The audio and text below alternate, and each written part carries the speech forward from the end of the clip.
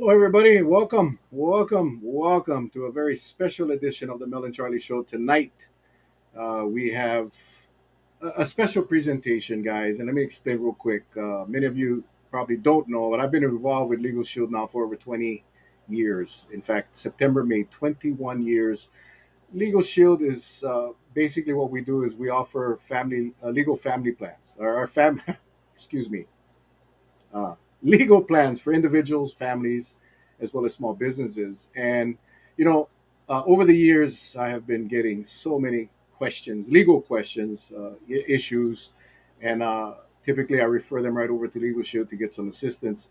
Since COVID, a lot of people have been inquiring about estate planning, wills, trusts, uh, advanced healthcare directives, and so forth. And I'm not a lawyer. I'm not a lawyer. I don't pretend to be one. My joke is always, I always wanted to be a lawyer, but I found out my test scores were too high, so I had to become a police officer. But so I felt, you know what?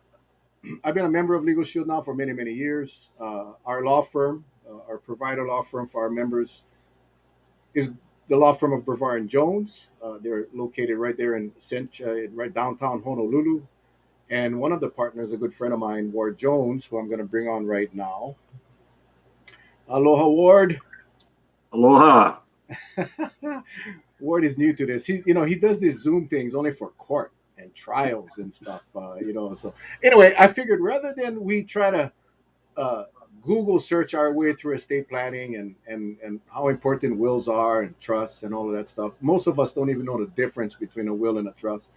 I asked my good friend Ward Jones to see if he would be willing to come on and share with us a little bit of estate planning and to give us some ideas of what we should be preparing for and how important it is. So, Ward, thank you again. How's it going there in the big city of Honolulu? We're doing just fine over here. Opening back up, and glad to see some businesses are reopening, and people been through a lot, but they seem raring to go. So I'm looking forward to getting back to normal as like everyone else is. Absolutely. Now, tell us a little bit about your firm and what kind of changes or adjustments you've had to make. I mentioned the Zoom court appearances, but uh, a little bit about your firm, where you're located, and how has COVID affected your practice? It's affected it significantly because both my partner Bernie Bervar and I do courtroom work, and if you're not aware, the courts have been partially shut down and not allowing uh, jury trials, and really discouraging parties and attorneys from showing up live for hearings. And in the interest of protecting all of us, as well as court staff. So that's the way it's been. But there are signs that next month they're going to at least start trying to catch up and conduct some trials and let people back into the courts, including juries, to do their work under the Constitution. But for last year and a half, I've not done a live deposition. It's all been on Zoom. 90% of my hearings have been via Zoom or WebEx, and we've all gotten used to it. But it in my opinion, isn't quite as effective as sitting eyeball to eyeball with a witness. But we got to do what we got to do to get things done. Um, uh, the nature of our practice is such that we already had attorneys working remotely from home, and when COVID started coming on strong, we had more of our telephone people working from home as well. Uh, but I'd say in the last few months, we've got most of our staff back to work at our offices here downtown on Alakea, right across the street from the traffic court. And but we still most of our attorneys that handle telephone consults, write letters for people, and analyze documents are working from home, and they actually like that, so they don't have to suffer the commute into town, and so we've been kind of geared in that mode even before COVID. Yeah, I know I've in the few times I've had to have an attorney. In fact, I've used your firm so many times. Been very satisfied. I'm a very happy customer or client. Good. It's so much better to be able to speak to an attorney and not through a Zoom. But anyway, so ladies and gentlemen, again, thank you for joining us. We have Ward Jones. He's a partner at the law firm of Bervar and Jones right there on Ala Street on Honolulu. I'm going to turn it over to Ward. I've known Ward for a long time. When I was a private investigator here on Kauai, I've worked with Ward on some of his civil cases, and it's as a great attorney, great guy, good guy. And I'm going to turn it over to him, and we'll get started with the presentation. Once we're done, guys, you guys have questions, Ward will be here to answer them live for you. So don't post your questions during the presentation because we're not going to put it up. Once the presentation is done, Ward will be able to answer any questions that you may have. All right, Ward. So let's go. Let me see if I can make this work again. Thanks, Mel. Okay, folks. What I wanted to do here today is go over some of these words and concepts you hear from estate planning and give you kind of a simple definition of what those mean, because people throw them around loosely and it's very confusing. This talk is meant to be very basic. I apologize if some of you are more sophisticated and know all of this material already, but I wanted to just present an elementary approach so that perhaps you can remember these concepts and use them for your own family or friends and people that you love. So I call this estate planning basics, and I'm going to cover some of the documents that attorneys who practice in this area commonly create for people.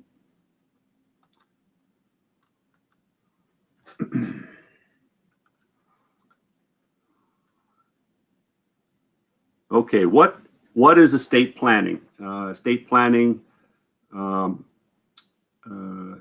anticipates the inevitable death that all of us will one day face.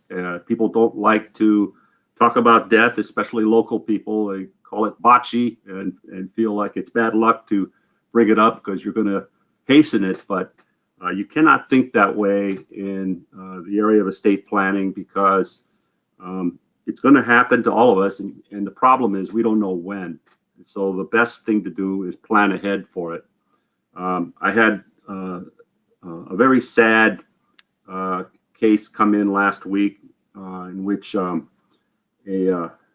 member lost both his mom and dad within an 8-day period from COVID. And, it just hit me how fragile life can be, especially when something as terrible as COVID is about. And so it's something that probably anybody who's been vaccinated does not have to worry about, but there are still many other conditions that can cause us to leave this life, and therefore we have to plan ahead for it. Estate planning allows a person to determine, obviously, who will inherit his or her assets, who will get their stuff. Estate planning allows a person to determine who will care for his or her minor children.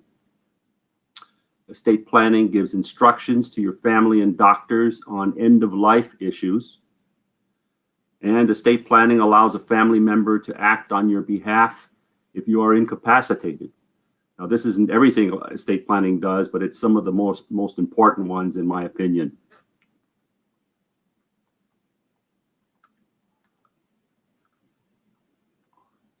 First concept I wanted to discuss is, what is a will? Everybody's heard of the word will and probably have some idea what a will is.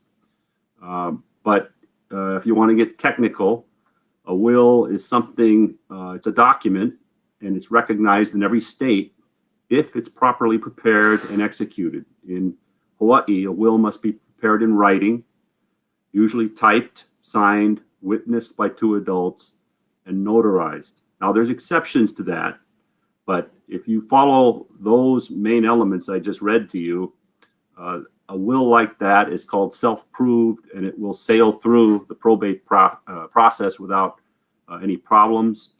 You will not need witnesses to testify to the validity of that will. That will is what's called self-proved. You can use a will such that you can give anything you have to anyone you want, subject only to protections of your spouse, which are protected by statute. That's called elective share. So you cannot completely exclude your spouse from getting anything, but you may exclude virtually anybody else. A will allows you to set forth your preference of guardian for your minor children. Now, that means you just list the person that you want your minor children to be taken care of. But ultimately, the judge has the decision making on that issue, but gives strong preference to your preference. The judge is always looking out to protect children. And if, for example, someone you chose turned out to have some history that causes concern for the court, then only in that situation might you be second guessed by the court. A will allows you to name an executor or personal representative of your estate. Think of an executor or personal representative as basically the financial manager of the estate. A will does not avoid the court process known as probate. The will must go through the probate process to be effective. A will can set up a trust for others after it is probated. Now, I don't want to get ahead of myself here, but there is a way to incorporate a trust into a will, but that's only after the will has been probated through the court process. That's, in fact, how it used to be years ago. People commonly wrote trusts into their wills to make the will extend to their children or later generations.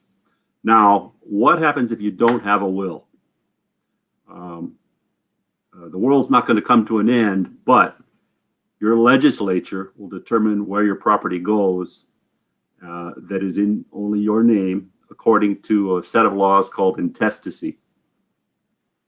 Now, there's nothing wrong with the laws of intestacy. They kind of follow the natural distribution that most people would prefer. For example, if you're a married couple and you have no children, most people in that situation, if they died, would want all of their property to go to their surviving spouse. And that's exactly what the intestacy laws say. Or if you're a married couple and or if you're a single person and you have children and you passed away, most people would want their property to go to their children. The problem is it gets more tricky if you've got situations where perhaps you have children by a prior marriage, or you don't have any spouse or children, and so it goes under intestacy, it goes back up the chain of title to your parents and then down to your brothers and sisters if you don't have living parents. So then it gets a little bit more tricky, because then you don't know if you want your property to go to your siblings or perhaps to their children. And so if you want to avoid unintended consequences like that, then it's best to have a will, because otherwise your property could end up in the hands of a distant nephew or cousin, maybe somebody you don't even like, and that would be tragic, and you'd be doing yourself a disservice. Okay, the next concept I wanted to discuss is what is a trust? Trust is another document that attorneys draft for people. It is similar to a will in that you can determine who gets your property. You get to pick an executor, which they call a trustee, same thing. And you can also designate the guardian of your minor children, just like with a will. However, a trust is really the most popular way to avoid probate court. And the reason why so many people want to avoid probate court is the cost and the time involved. A trust document, just to buy one, it costs more than a will.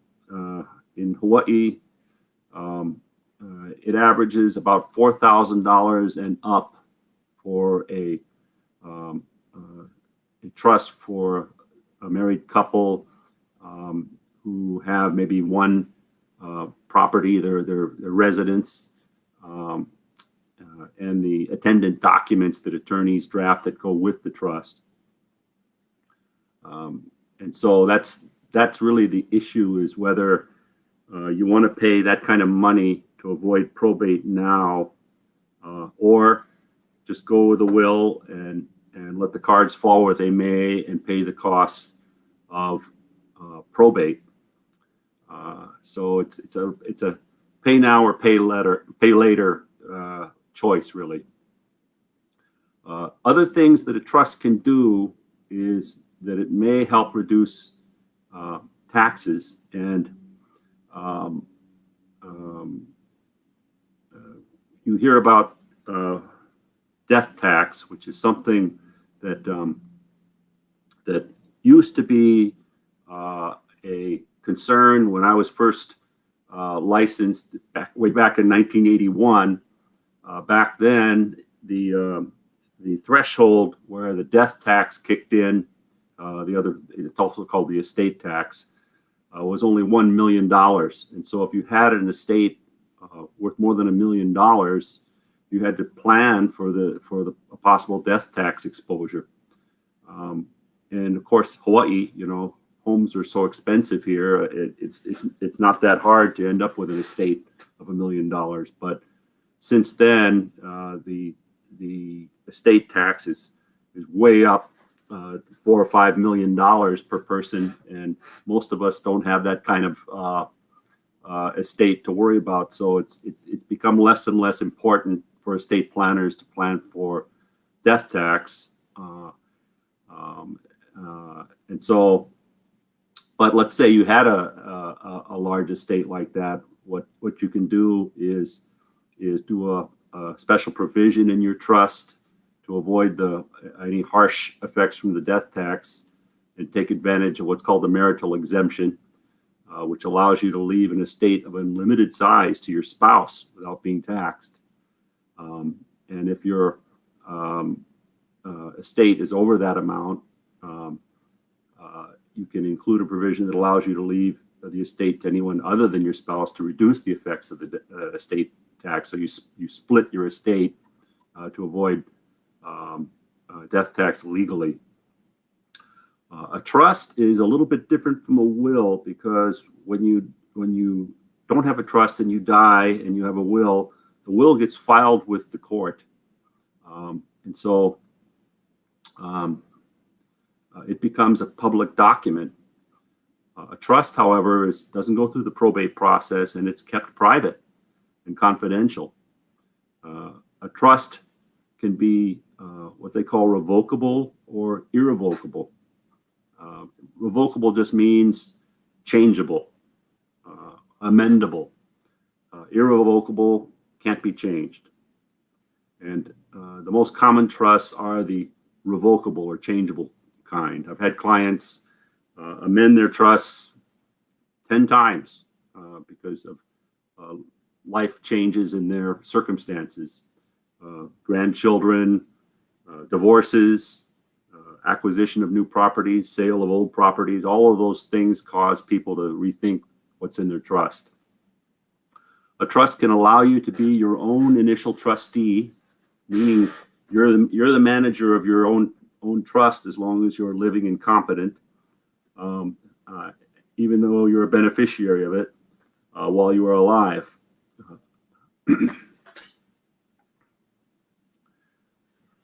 Now, what does a trust document look like? It too must be written, signed, and notarized, but it need not be witnessed. Once a trust is created, it's very important to fund the trust, which means to place your property into the trust, such as real estate, bank accounts, or personal property. Think of a trust as just like an empty glass that cannot do its job until you fill it up with your property. A trust can eliminate the need for a conservatorship if you become physically or mentally incapacitated. Conservatorship is a costly court proceeding to appoint someone to manage your financial affairs if you don't have a trust. It can run into the tens of thousands of dollars to have a conservatorship set up. If, say, you become physically or mentally incapacitated and have substantial assets to manage. With a trust, your property remains available to you without court supervision. Your successor trustee, the person you've named in your trust to take over after you become incompetent or die, takes charge, manages your assets, pays your bills without any interruption. That person will have immediate access to your former bank accounts, your properties, etc. One of the terms people throw around is living trust. Think of that as the same thing as a revocable or changeable trust. And virtually all the trusts we write at this law firm are revocable trusts. People want the power to change them if they have to. A trust looks different from a will. It's a much thicker document. The ones we put together are averaging about 50 pages. And there's a lot of provisions in there that give the document more flexibility. For example, trust can continue on for generations and address specific financial needs of individual heirs. It can specify conditions on use of individual properties, who gets to use them, who gets to live there. It can distribute principal or income, or both, in prescribed amounts at different times. It can prescribe conditions on inheritance. One example I like to use is, well, I'll give 25% of my money to my son if he graduates college. I've had clients ask for provisions like that, and even more specific. I've had clients say, my son or daughter will only inherit if they overcome their drug problem or overcome some other problem. So sometimes trusts are used to try and influence behavior of our loved ones.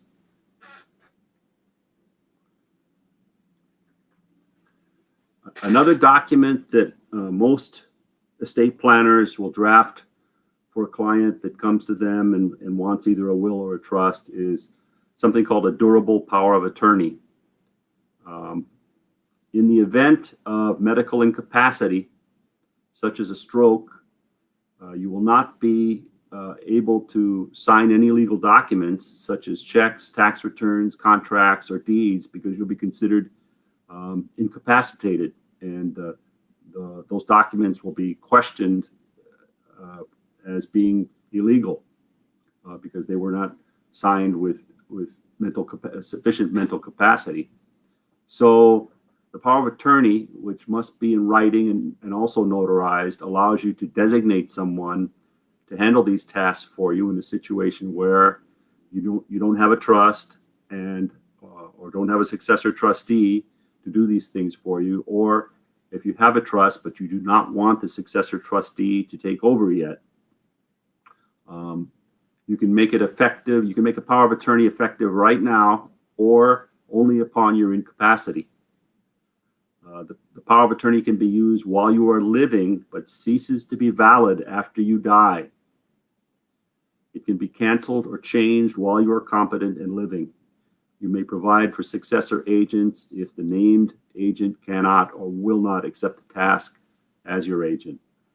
Now, one thing I want to mention about durable powers of attorney, they can be misused because the person you designate as your power of attorney can access your bank account, sign deeds to your property, do virtually anything you could do.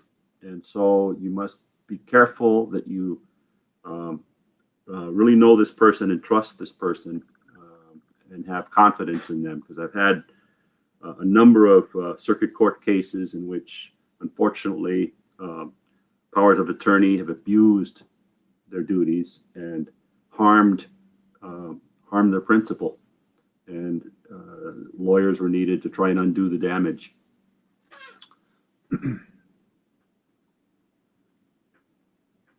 Now, the next document that usually makes up part of a good estate plan is something called the Advanced Health Care Directive.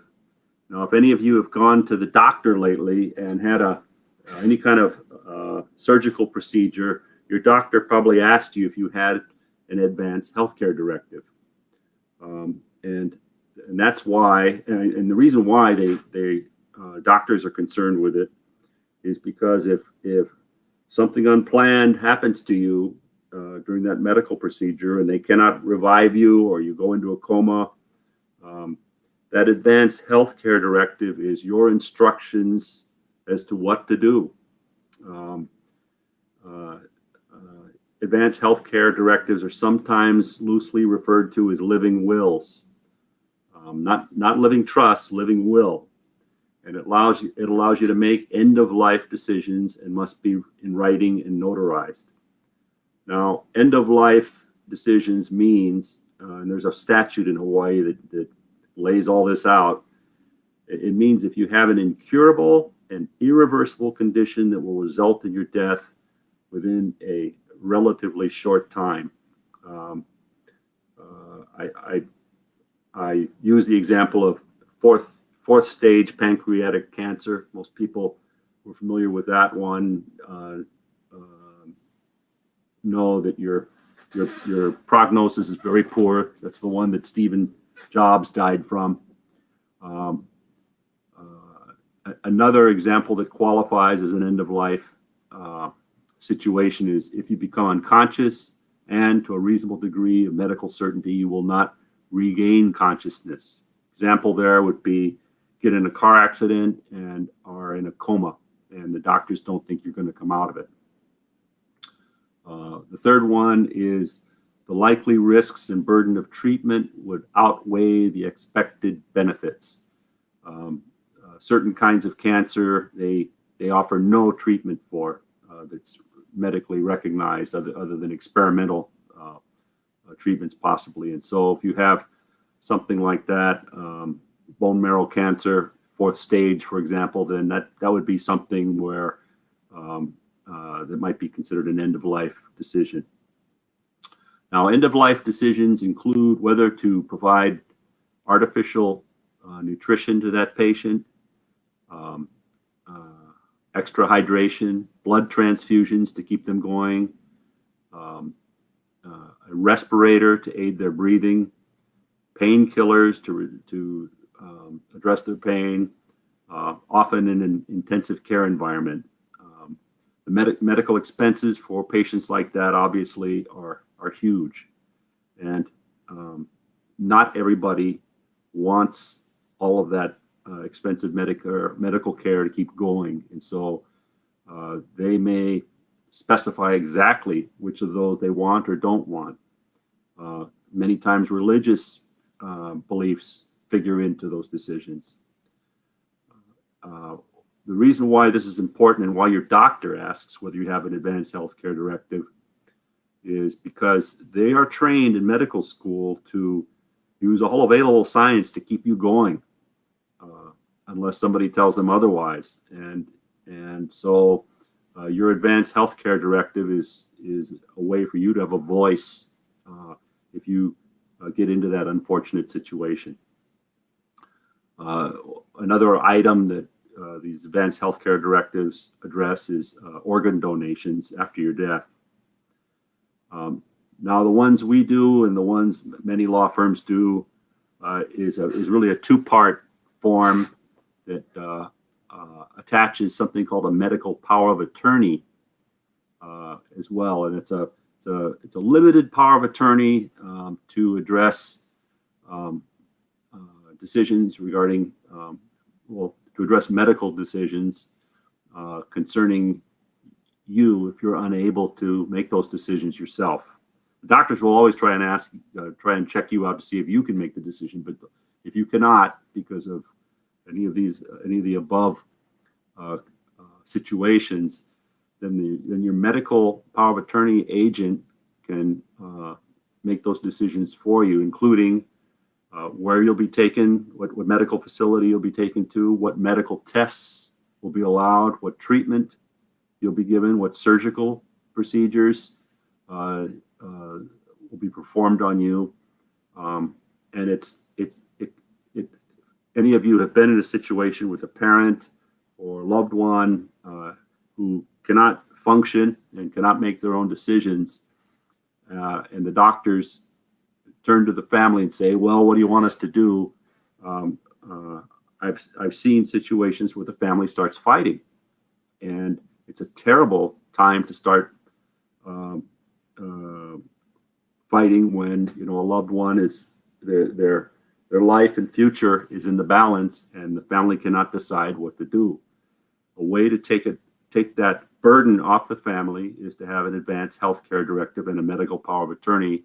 Then that person will make the decision based upon what you filled out in that form. It's like your instructions. And so the person you select as your medical power of attorney is really different from the person you might select as a trustee who handles your assets. The person who handles your assets should be good at financial matters and understand your philosophy on things and be familiar with your assets. But the person that handles your medical power of attorney really has to know about your personal medical preferences and beliefs. And so they're not always the same person. So it's just something to think about.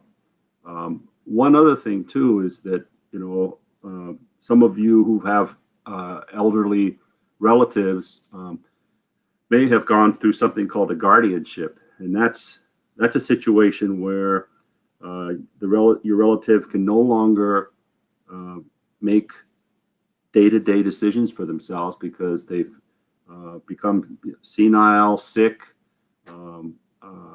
or infirm, and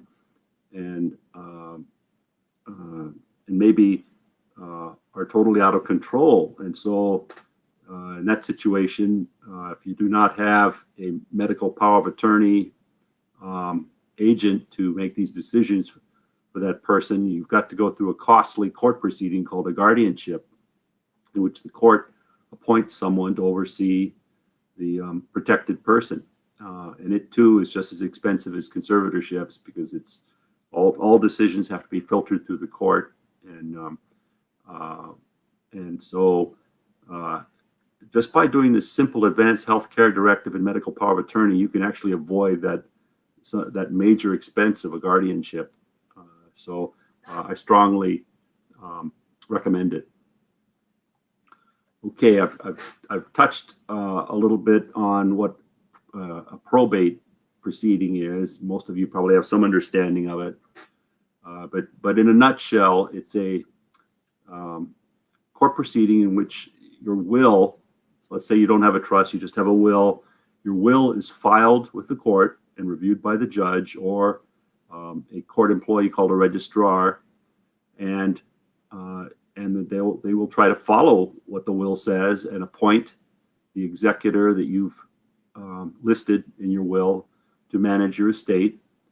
And these executors or managers first have to gather and protect the estate assets, because a lot of times they don't even know what you have. So they try to do an inventory, visit your home or business to take stock of what you have, notify all known creditors that you've passed away and that an estate is being set up, and then to deal with those bills and taxes, if any, and pay those things, and identify and notify all heirs who are listed in the will, and prepare, after all that is done, prepare what's called a final accounting of assets, debts, incomes, and expenses, and list the proposed distributions to the heirs under the will.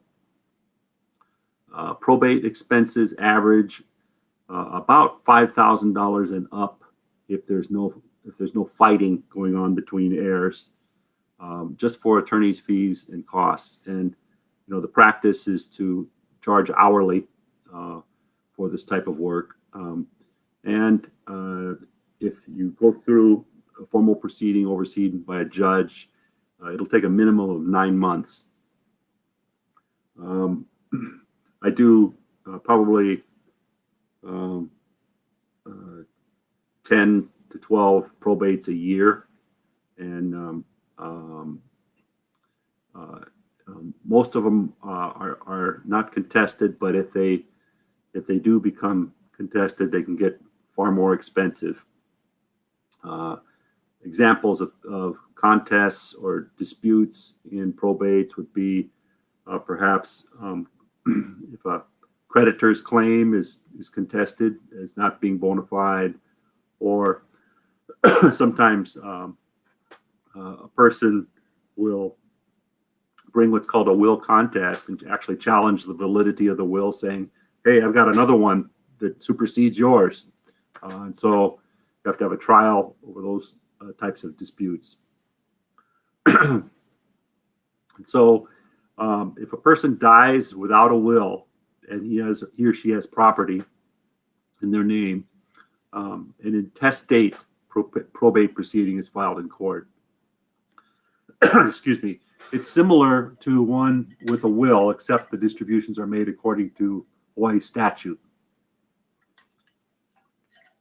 And the costs are similar. So after hearing all these bad things about probate costs and delay, the logical question is, how do I avoid probate? The most popular remedy is have a revocable trust prepared and to transfer your real property and other property into the trust. Then you will avoid probate. Now, if the cost of a trust is prohibitive for you because of your situation, there are less expensive ways to at least perhaps avoid probate. If you have real property, which is one of the most common concerns, and that would be to be careful how you title your property, how you hold your property. If you hold it jointly with right of survivorship with another party, or as tenancy by entirety with your spouse, then when you pass, that title will automatically go to the other owner and will not need to go through court.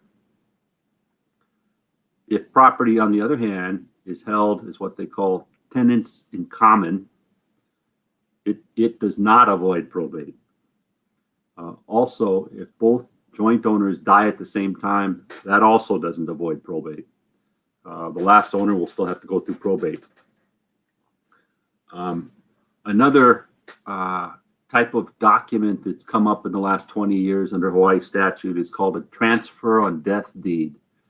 And this could be used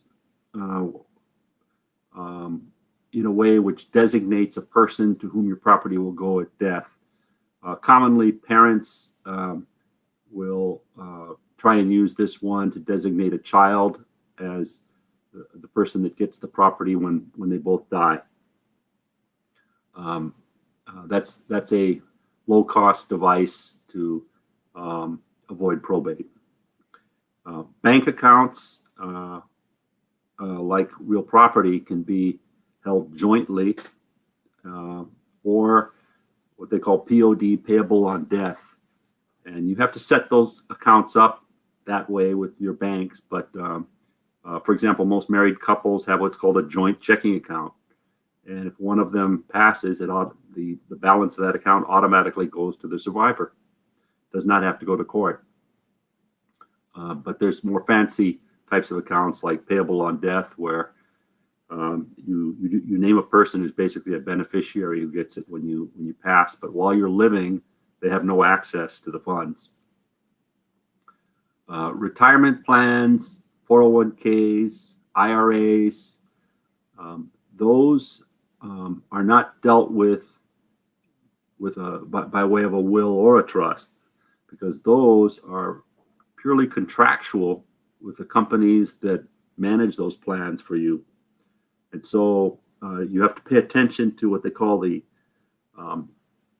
beneficiary designation form. It's a simple form, but it's got a lot of effect. And it's important to be aware of what you put in that form when you first open the account, and to check it every few years to make sure it still reflects your desires.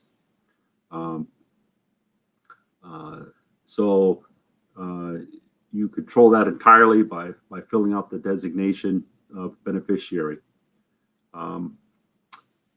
Same thing with insurance policies. Those are contracts between you and the insurance company. And so you cannot alter that relationship through a will or a trust. You need to monitor your beneficiary form and fill it out in a manner that you desire. Insurance companies and retirement plans are very careful to verify who's on that beneficiary form, and when they show up for collection, they're very careful about verifying identity, because they're liable if they give the money to the wrong person. Another device that used to be popular when I first started practice in the 80s, but it's hardly used now, it seems, is tax-free gifting. By doling out in small amounts legal gifts to, say, your children or grandchildren each year, you could avoid any gift tax or inheritance tax.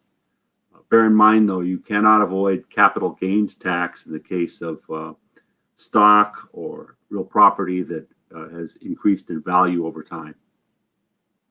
Those are still subject to income tax.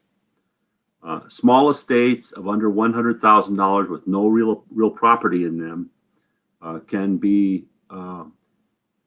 handled in a way that avoids probate through a document called an affidavit of collection.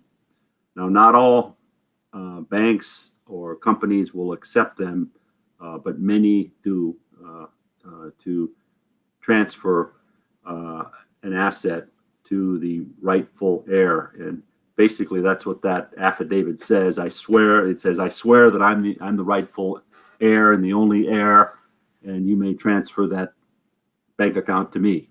And so those are commonly used. So what to do now if you don't have a will or advanced healthcare directive? Since we service the LegalShield plan, LegalShield members actually get a free husband and wife or significant other will and advanced healthcare directive as part of their plan at no additional expense. And we will, after receiving a questionnaire, fill one of those out for you within 5 days. And I'm happy to say, as of 2021, we've got about 10,400 Hawaii members throughout the state, and we've drafted somewhere around 4,500 wills. So we still got more work to do, but that's a lot of wills, I can tell you. Um, so if you're not a LegalShield member, the thing to do is contact a lawyer who does, wills and trusts, and ask to get one. And the cost will be around probably $400 to $600 on the outside, but it's well worth it to ensure that your stuff will go the way you want it to. Same goes for a trust. If you're really fearful of the probate process and the expense, and you want your kids to avoid that expense, then you can explore getting a trust set up for you and your significant other, and then transfer your real property and other assets into the trust. So with that, I think that's all I had, Mel. If we wanted to field a few questions. I'm sorry I went a little long, about 45 minutes, I guess. Thank you very much. I noticed on there you talked about the online forms. Be careful using online forms. Could you touch on that real quick? Yeah, I know. Go ahead. We're in the online era where people love to Google, and there is a lot of forms online, many of them free, but please be careful, because if you don't know what the requirements are, you could be using something from another state, or misapplying it and not filling it out correctly. I had one case, believe it or not, where this guy, he had a $3 million estate, several big homes, and he went with the online forms and didn't do it right.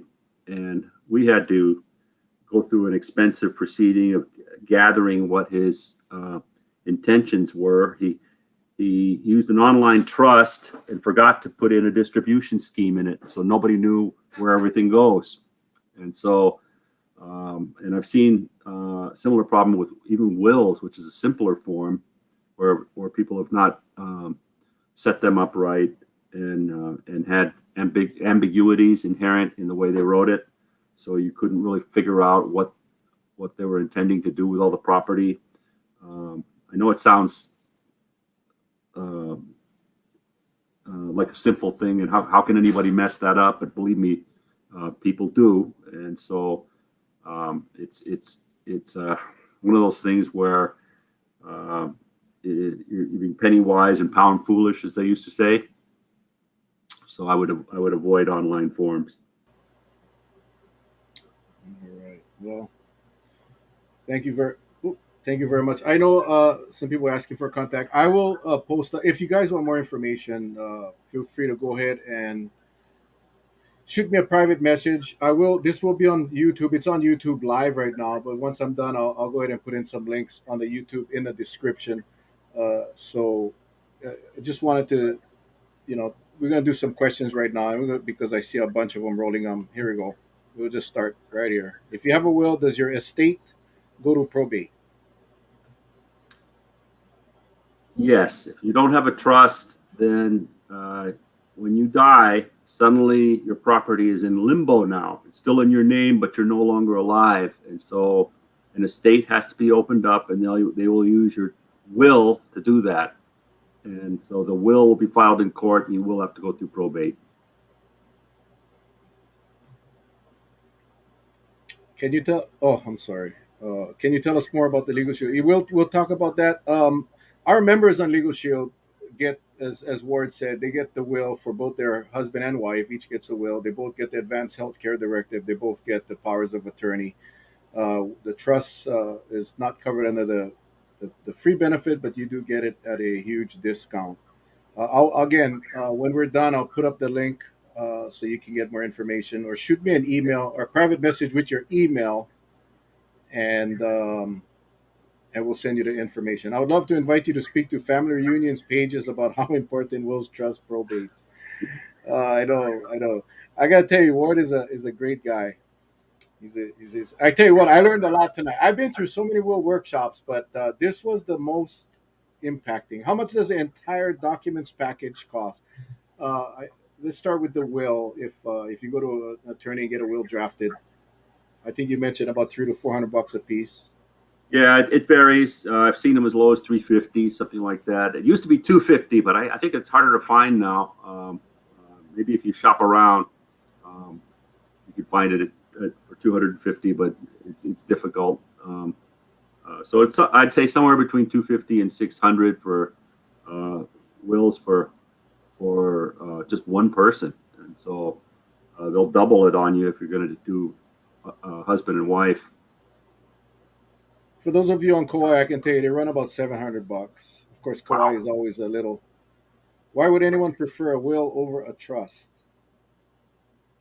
Well, a lot of people don't have the money for a trust. It boils down to economics for a lot of them, and so I can't fault people if they don't have $3,000 or $4,000 to fork out for a trust. It's a lot of money for most people, and so um, we try to come up with things that uh, help them if they can't afford that, and but most commonly, if you own real estate, it gets tricky because if you die and the real estate's in your name, it's got to be probated, and so but it's not you paying it; it's your kids or your spouse. So that's the economic nub of it is your loved ones are having to pay that expense for the probate. Yeah, I think that kind of answers that. Is it better to get a trust than a will? I think a lot of it is driven by economics. I know my mom had a will. She passed away. She didn't have many assets.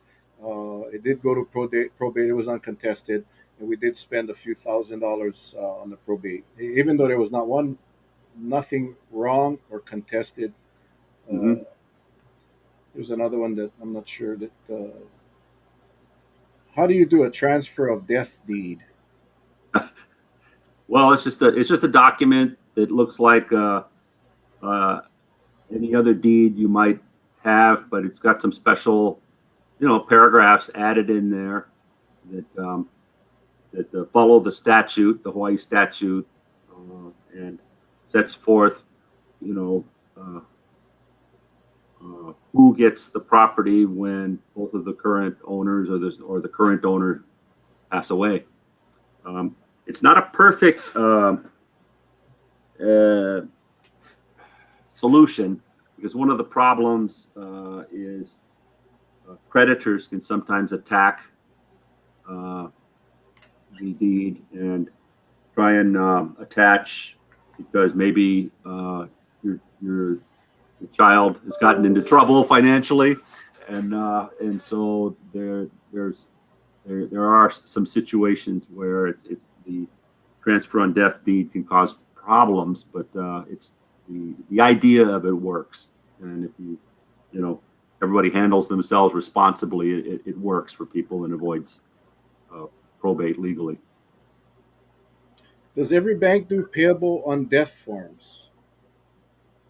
Yeah, most of the ones I deal with, it's just a type of account that's provided for under Hawaii statute, and uh, and when you set up the account, fill out the signature cards, and do all the stuff you do when you first set up an account, you specifically request that, and they'll have a form for you to fill out. I had never heard of that. Thank you for sharing that. That is, where can someone get all of these documents done if they don't have the financial means to do so? Does any organization in Hawaii provide assistance? I will tell you that in my experiences working with LegalShield over the years, probably 70%, 75% of the people I've come in contact with don't even have a will.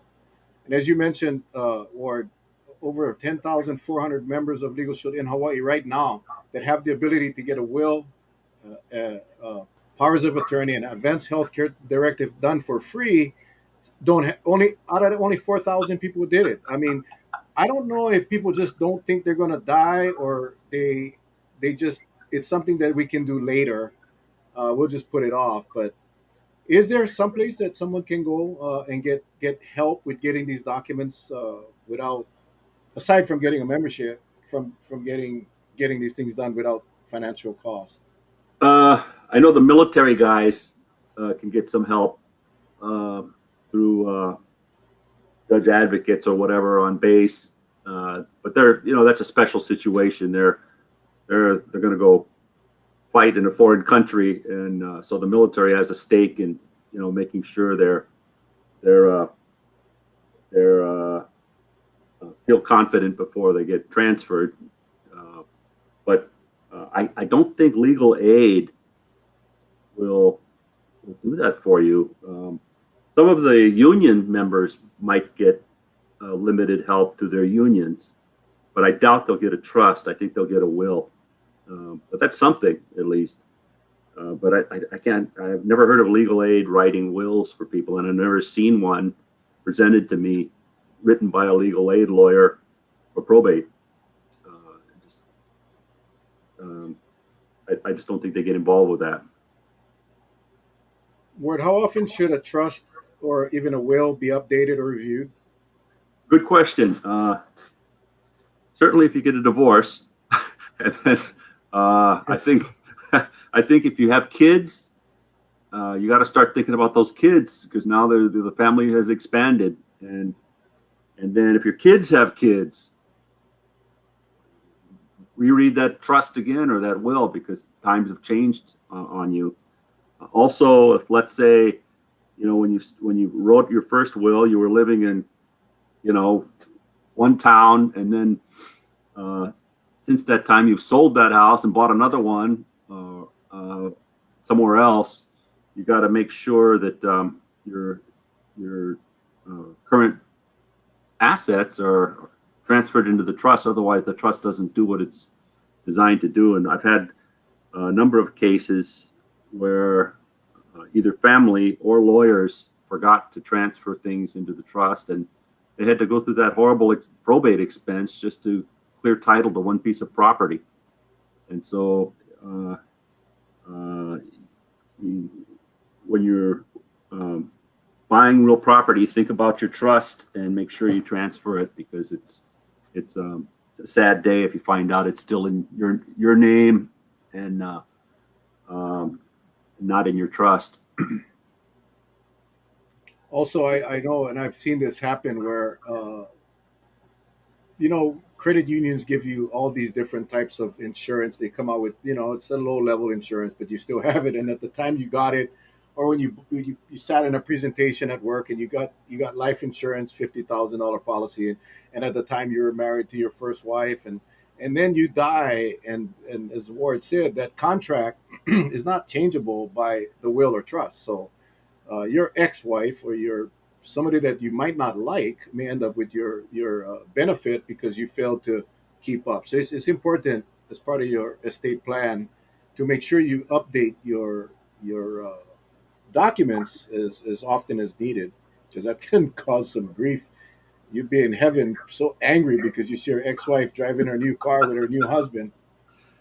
Yeah, Can you add and I'm sure you've heard that story over and over, I'm sure, Ward, as an attorney, my lord. yeah.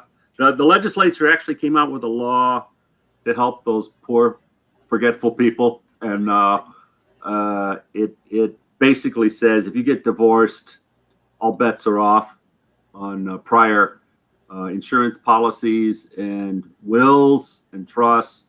But the devil is in the details sometimes, and it's a mess sorting it out. But the legislature has tried to save you if you go through a divorce and you forget to make proper transfers and changes in your stuff. So, but I've seen a few where it was still a mess.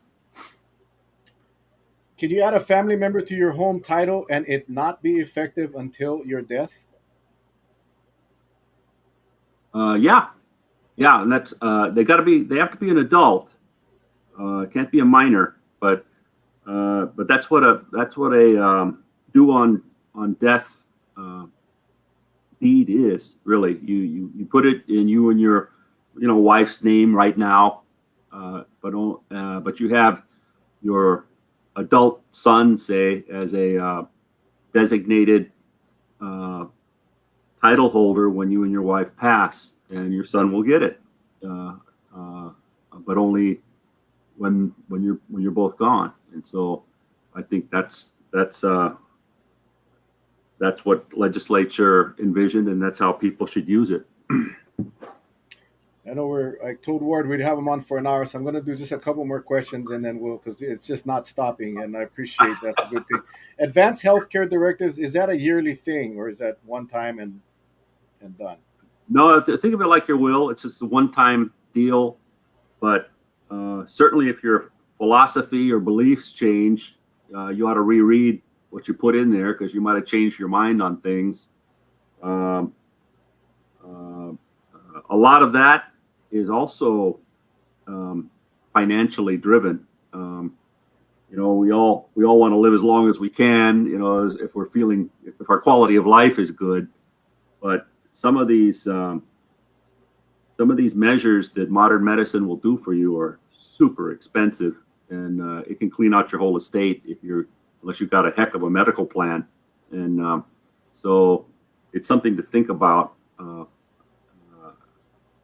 And not everybody wants to be kept going if your quality of life is poor and you're in a coma and you're not, even if you come out of it, you're likely to have brain damage. I mean, so it's one of those tough decisions, but that's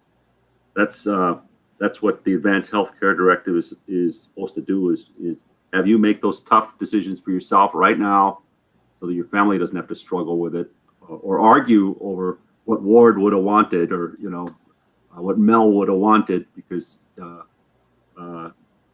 it's not always clear. The other thing too, and we went through this experience with my father-in-law. He unexpectedly had a medical condition. He ended up in a coma, brain dead. You get your advanced health care directive. Make sure it's filed with your doctor. Make sure it's in your medical report records. My father-in-law forgot that part. And it came to where my wife needed to make that decision, and that is a horrific decision to make as a child of someone that you love. We believe in God. We have faith. We hope for a miracle. The blessing of all of this was we all got together. We all were members. We all got the free advanced healthcare directive, so we all knew what we all filled out. So my wife was able to carry on his wishes, even though we couldn't find his document. So make sure when you do your advanced healthcare directive, you give it to your doctor and it's in your records because you don't have time to be looking in safety deposit boxes. I think we'll do this one as the last one because I think it's important. I thought as long as your will your I thought as long as your will was handwritten, not typed and signed, that it was valid. Not true. Saw this on the news when a celebrity died recently. Family was contesting it, but court said it's valid. Yeah. Uh, um, no, the answer is there is an exception. It's called a holographic will. And holographic wills actually um, came about or developed during wartime. Soldiers in the field would suddenly write out a will because they didn't think they were going to make it. And the legislatures from various states said, we need to accept those. And so Hawaii has a law where the court has the power to recognize a handwritten, signed will and enforce it. But it's not an easy process to go through. You're likely to have to call witnesses who were familiar with the decedent to prove up the will. And it gets more dicey too if the will is not doesn't address certain things, certain properties, or forgets certain people. Then it becomes more questionable, and people can then try and alter it or just challenge it altogether. But there are the court does have the power to recognize a handwritten will. I had a case where I had to cobble together several documents that the decedent had written by hand to settle his estate because he had quite a bit of property, but only had a couple of little scribbles, pieces of paper signed by him to address all of it. And but it does happen, so you got to work with what you got. I lied. Last question, only because I was going to ask this question earlier. How often should a will or a trust or any legal document in estate planning be reviewed by your attorney? And this Sharon is asking. I'm not sure if she's a member. Does LegalShield review and update existing wills and trusts for members free, or is there a fee? First question: how often should you review?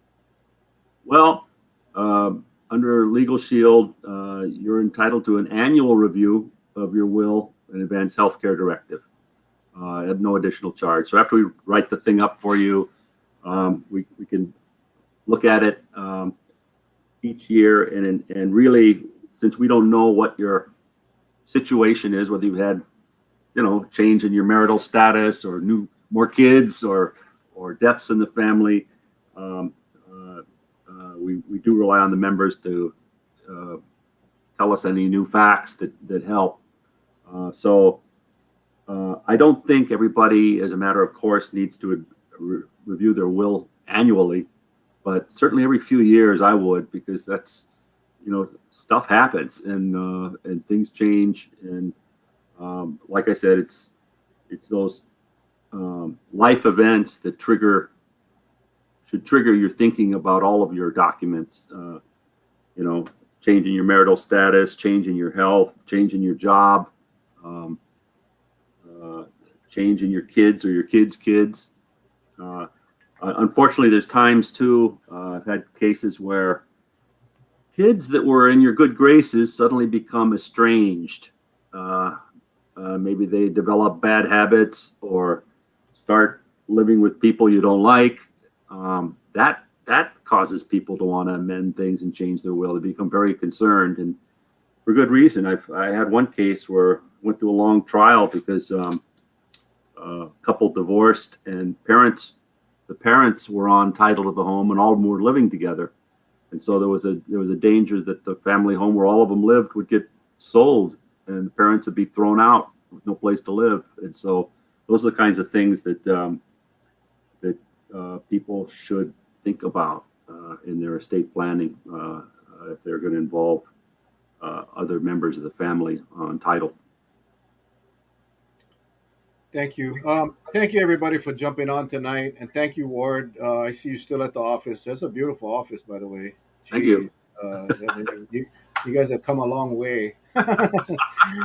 But appreciate the education, the information. Again, people, this is Ward Jones, partner with Bervar and Jones. They are the provider law firm for Legal Shield, who happens to be hosting this workshop tonight.